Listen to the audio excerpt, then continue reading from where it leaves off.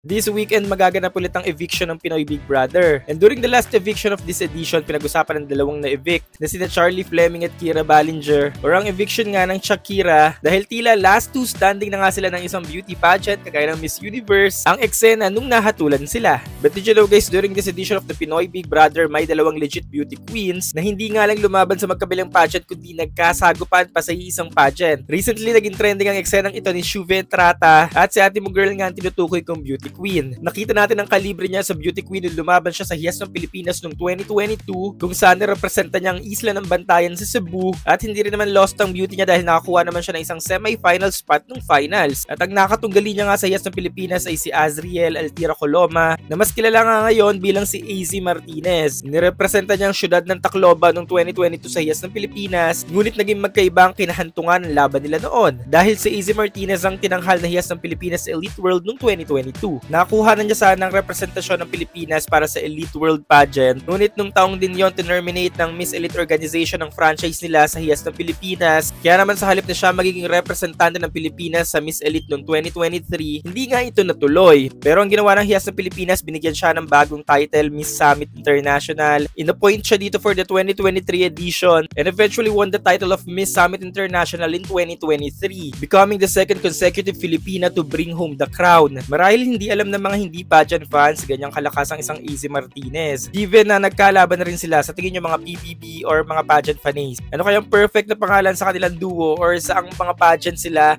na babagay paglabas sila ng bahay ni Kuya? Comment below.